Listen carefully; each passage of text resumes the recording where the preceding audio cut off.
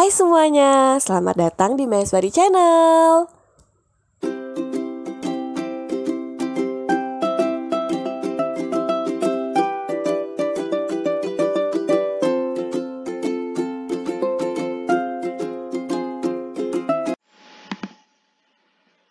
Halo semuanya, di video kali ini aku mau membahas tentang laserasi atau derajat robekan perineum. Nah, mungkin di sini teman-teman ada yang udah di luar kepala ya tentang laserasi ini, karena ini hal yang sering kita temui sehari-hari di lapangan. Tapi mungkin ada juga di sini teman-teman bidan atau adik-adik bidan yang masih sering kebolak-balik untuk membedakan antara derajat 1, derajat 2, 3, dan 4. Nah, di video kali ini aku akan bahas sedikit teorinya dan akan membahas beberapa soal yang berkaitan dengan laserasi perineum. Oke, kita masuk dulu ke pembahasan teorinya ya. Untuk derajat robekan atau laserasi perineum itu terbagi menjadi 4.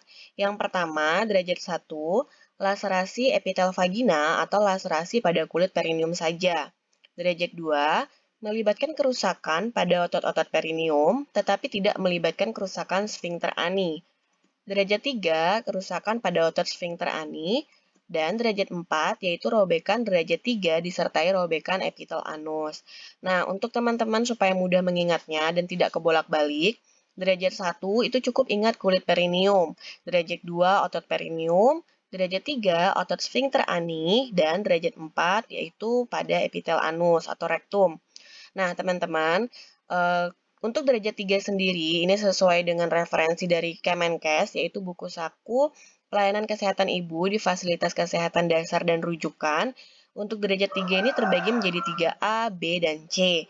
Memang ini jarang dikeluarkan pada soal-soal baik itu KOM, SKB, atau P3K, tetapi tidak ada salahnya untuk teman-teman mengetahui tentang pembagian dari derajat 3 ini sendiri. Untuk derajat 3A, itu adalah kerusakan kurang dari 50% pada sfinkter ani eksterna. Kalau derajat 3B, itu kerusakan lebih dari 50% pada sfinkter ani eksterna. Dan kalau 3C, kerusakan pada sfinkter ani interna. Nah, jadi teman-teman ini untuk teman-teman ketahui saja ya. Nah, untuk penata laksanaannya sendiri, itu untuk derajat 1 dan 2 bisa kita lakukan penjahitan. Kalau derajat 3 dan 4 harus dirujuk. Nah, teman-teman bisa screenshot untuk materi ini. Setelah itu, kita langsung masuk ke pembahasan soalnya.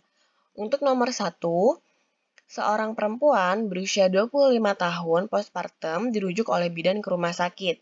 Hal ini karena klien mengalami perdarahan akibat adanya perlukaan jalan lahir yang mengenai seluruh perineum sampai mengenai mukosa rektum. Derajat robekan perineum pada kasus tersebut adalah A. derajat 1, B. derajat 2, C. derajat 3, D. derajat 4, E. derajat 5. Nah, kita tinggal cari clue-nya di sini ya, teman-teman. Clue-nya adalah seluruh perineum sampai mukosa rektum untuk laserasinya. Berarti kalau rektum itu masuk ke derajat 4 ya, teman-teman. Untuk nomor 1, jawabannya adalah yang D. Nomor 2, seorang perempuan berusia 32 tahun baru saja melahirkan anak pertama di BPM pukul 10 waktu Indonesia Barat. Plasenta dan selaput ketuban lahir lengkap dan sudah dilakukan massase. Hasil pemeriksaan didapatkan robekan jalan lahir sampai otot perineum. Diagnosis yang tepat sesuai dengan kasus tersebut adalah A. Laserasi derajat 1, B. Laserasi derajat 2, C. Laserasi derajat 3, D. Laserasi derajat 4, E. Persalinan skala 3. Nah, teman-teman, di sini kita lagi membahas tentang laserasi atau robekan perineum. Berarti untuk option yang E, persalinan skala 3 ini udah kita singkirkan ya, teman-teman, tidak termasuk ya. Nah, sekarang kita lihat clue-nya di sini adalah robekan jalan lahir sampai otot perineum. Tadi sudah dibahas kalau robekannya sampai otot perineum itu masuknya adalah laserasi derajat 2. Berarti untuk nomor 2 jawabannya itu adalah yang B. Oke, lanjut ke nomor 3. Seorang perempuan berusia 30 tahun, P2A0, baru saja melahirkan di BPM secara spontan. Bayi menangis kuat dan gerakan aktif. Hasil pemeriksaan menunjukkan kontraksi uterus baik, plasenta sudah lahir lengkap, pemeriksaan vagina dan perineum ditemukan pada laserasi mukosa vagina, kulit perineum, dan otot perineum. Derajat laserasi perineum pada kasus tersebut termasuk derajat A derajat 1, B derajat 2, C derajat 3, D derajat 4, E derajat 5. Nah, teman-teman, di sini kita lihat clue-nya. Laserasinya ini sampai di otot perineum. Jadi, kalau otot perineum tadi sudah dibahas, itu masuk pada laserasi derajat 2. Berarti untuk nomor 3, jawabannya itu adalah yang B. Lanjut ke nomor 4.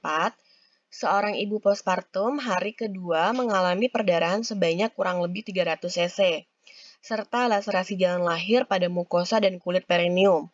Hasil pemeriksaan secara umum dalam batas normal.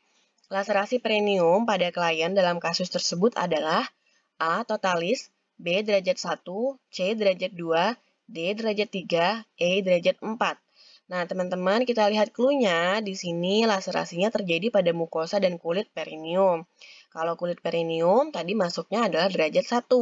Berarti untuk nomor 4, ini jawabannya adalah yang B. Oke, lanjut ke soal terakhir, soal nomor 5. Seorang perempuan postpartum berusia 35 tahun dirujuk oleh bidan ke rumah sakit karena mengalami perdarahan. Perdarahan akibat adanya perlukaan jalan lahir yang mengenai seluruh perineum sampai otot sfinkter ani. Derajat robekan perineum pada kasus tersebut adalah A. derajat 1, B. derajat 2, C. derajat 3, D. derajat 4, E. derajat 5. Oke, teman-teman, tinggal kita lihat clue-nya. Di sini laserasinya terjadi sampai otot sfinkter ani. Nah, tadi kalau yang terkena laserasi itu adalah otot sfinkter ani, maksudnya adalah laserasi derajat 3. Berarti untuk nomor 5, ini jawabannya adalah yang C, derajat 3. Oke, teman-teman, itu tadi 5 soal yang membahas tentang laserasi atau robekan perineum. Semoga apa yang aku bahas ke teman-teman bisa bermanfaat untuk teman-teman semuanya dan tidak bingung lagi untuk membedakan tentang laserasi atau derajat robekan dari perineum. Nah, teman-teman, terima kasih yang udah nonton sampai akhir dan sampai jumpa di video selanjutnya.